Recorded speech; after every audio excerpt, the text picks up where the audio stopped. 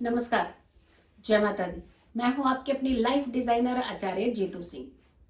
बसंत पंचमी की अगर हम बात करते हैं, साथ के साथ सबसे पहले ध्यान जाता है एक माँ सरस्वती की पूजा, और पूजा से भरपूर यानी पूर्ण फल लेना है।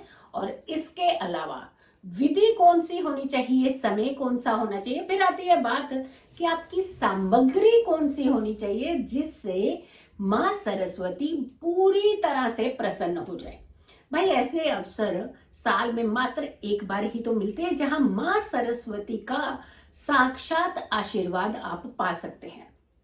बसंत पंचमी से सुनहरा अवसर आपको मिलेगा ही नहीं माँ सरस्वती का आशीर्वाद पाने के लिए। और ऐसे में कहा जाता है ये वो समय होता है जब आप हर नए कार्य को शुरू कर सकते हैं। जैसे छोटे बच्चों की विद्या की अगर बात आती है, क्योंकि माँ सरस्वती विद्या की देवी है, और जब बात आती है छोटे बच्चों की पढ़ाई को लेकर के, यानी पहला ज्ञान पहली शुरुआत जब आप बच्चों की पढ़ाई की करते हैं, तो कहा जाता है अगर माता पिता बच्चे को उस दिन बसंत पंचमी के दिन एक अक्षर भी लिखवा देते हैं कागज पर अपने बच्चे से, यकीन मानिए माँ सरस्वती साक्षात मेहरबान हो जाती है बच्चों के ऊपर। कला के क्षेत्र से जुड़े हुए लोगों की बिल्कुल आप ध्यान रखिएगा, हर चीज को ध्यान रखिएगा, और साथ के साथ सामग्री का आपने जरूर ध्यान रखना है। और एक महा उपाय है उसका भी आपने ध्यान रखना है कि कहा जाता है कि पति पत्नी के अंदर किसी भी तरीके का डिस्प्यूट अगर चलता है या कोई प्रॉब्लम है, कोई खींचतान है, पहले जैसा प्यार नहीं है, पहले जैसा अट्रैक्शन नहीं है, पहले जैसी अंडरस्टैंडिंग लेवल नहीं है, या फिर एक दूसरे को रिस्पेक्ट नहीं देते हैं, कहीं ना कहीं नीचा दिखाने का प्रयास करते हैं, चाहे वो परिवार वालों के सामने हो, चाहे वो निजी फैसले लेने हो, नहीं उनको इन्वॉल्व किया जाता है।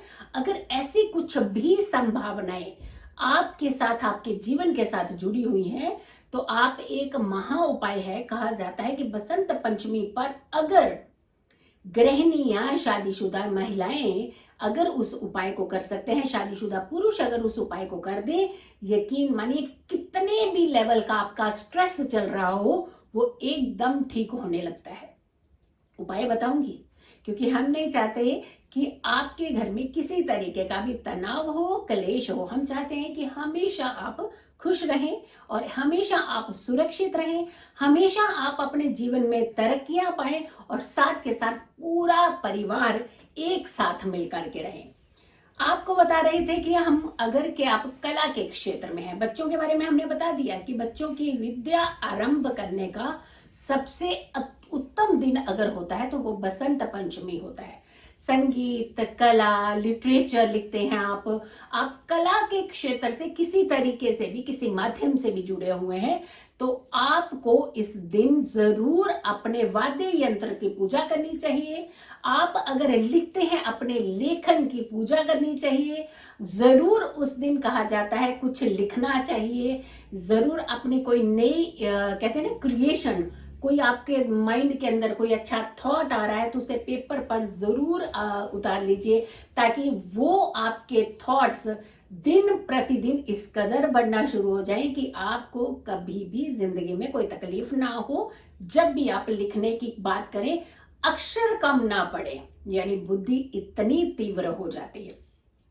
फिर आती है बात कि अगर स्टूडेंट्स, खास करके स्टूडेंट्स को बार बार प्रॉब्लम आती है, एजुकेशन को लेकर के प्रॉब्लम आती है, कई बार एजुकेशन क्लियर कर लेते हैं तो अपनी आगे आने वाली सेटलमेंट को लेकर के बड़ी प्रॉब्लम आती है, कौन सा चुनाव किस क्षेत्र का करना चाहिए वहां उन्हें समझ में नहीं आता, कोई विजन उनका क्लियर नहीं हो पाता, यानी क्लियरिटी नहीं उन्हें मिलती है, बड़ी डिलेमा की सिचुएशन में रहते हैं। कभी सोचते हैं हम ये कर लेते हैं, दूसरे ही पल अपने थॉट्स को बदल देते हैं, नहीं हम ऐसा है कुछ और काम कर लेते हैं। फिर तीसरा, अगर कोई घर का व्यक्ति कुछ और कहने लगता है तो नहीं जी नहीं, अच्छा हम ये काम कर लेते हैं। फिर कई बार बाहर के लोग आकर के एस्पेक्ट दे देते हैं, कहते हैं कि आप ये कार्य करें, तो यानी कुल मिलाकर के जो सिचुएशन होती है वो ऐसी होती है उस बच्चे की कि समझ ही नहीं आता कि उन्हें किस जिंदगी की ओर बढ़ना है।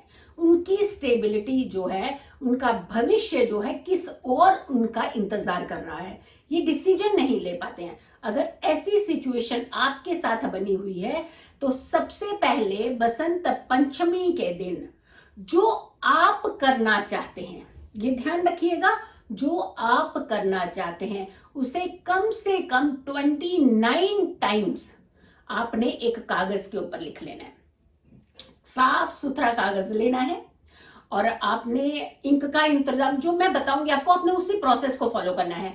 ओम बनाना है सबसे पहले उस कागज के चारों कोनों पर, और एक नंबर 1 2 3 कर, नंबर्स नहीं डालने बट 29 टाइम काउंट कर लेना है उसे।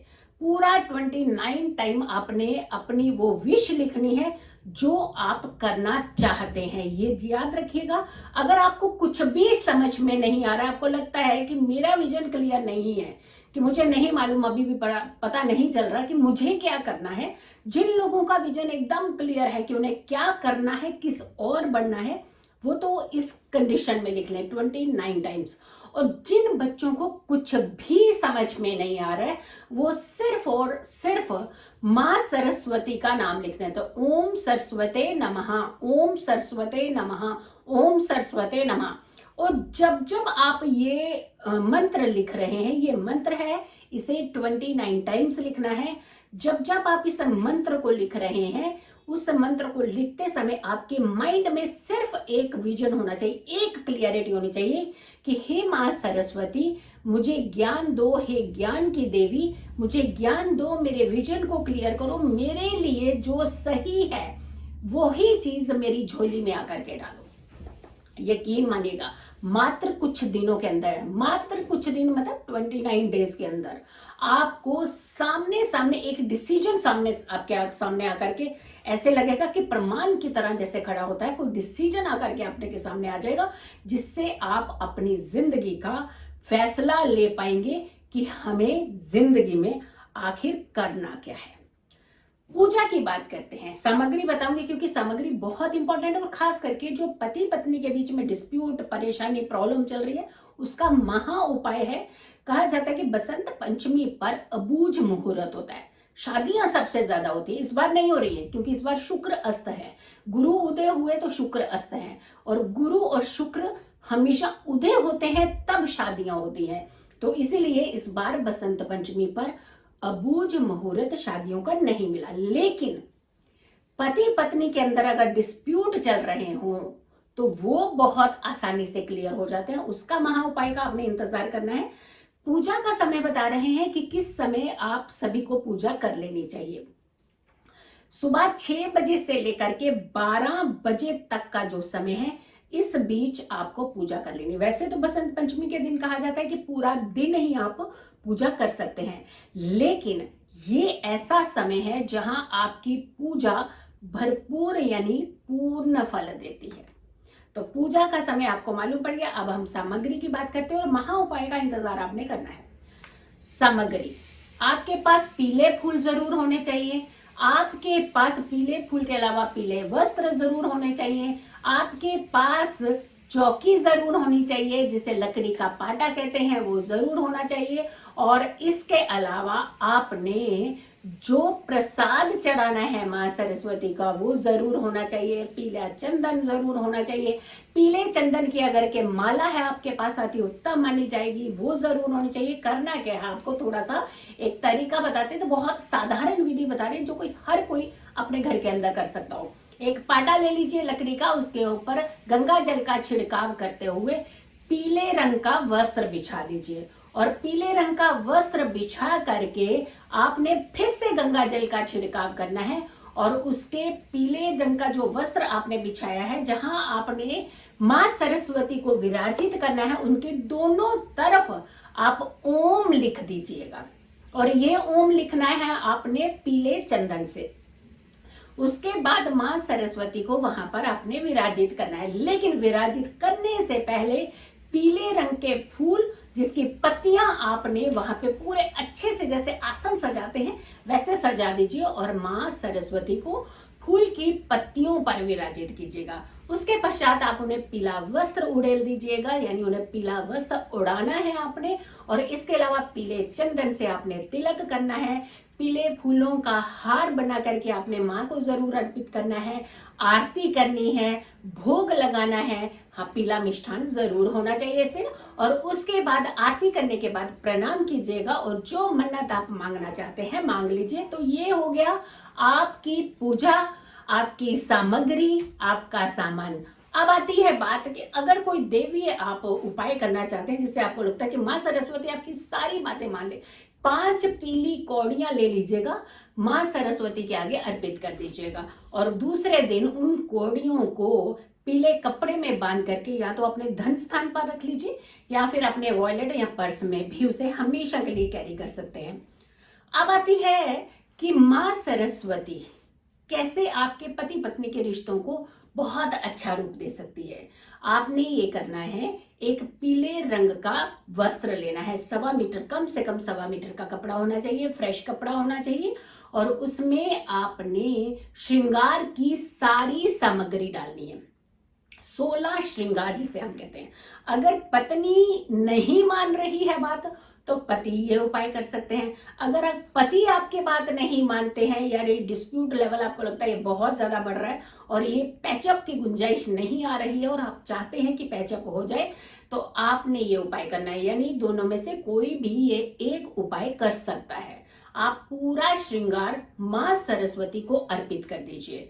उसके बाद प्रार्थना कीजिए कि हमारे बीच में जिस तरीके का भी कोई डिस्प्यूट है वो हमेशा के लिए समाप्त हो जाए और हमारा जीवन हंसी और खुशी वाला हो। दूसरी सुबह आपने वो सारी सामग्री पीले कपड़े के साथ उठा करके ले जानी है और मंदिर में जाकर के माँ दुर्गा के समक्ष रखानी है।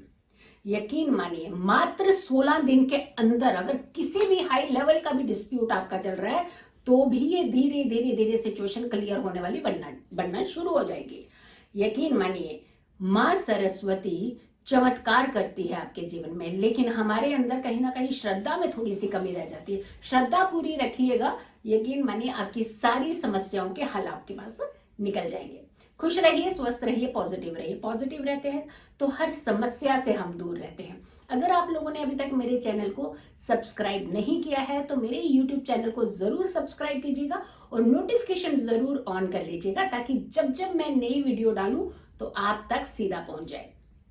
अगर आप अपॉइंटमेंट लेना चाहते हैं, यानी अपनी निजी तौर पर अपनी कुंडली दिखाना चाहते हैं, पर्सनली आप अपनी कुंडली का विश्लेषण कराना चाहते हैं, कि ग्रहों की स्थिति को समझना चाहते हैं, जानना चाहते हैं अपनी कुंडली के बारे में, तो आप जो नंबर्स दिए हैं उन पर कॉल करके अपनी अपॉइंटमेंट भी फिक्स करा सकते हैं। चलिए फिर हाजिर होंगे एक अच्छी वीडियो के साथ, तब तक के लिए नमस्कार, जय माता दी।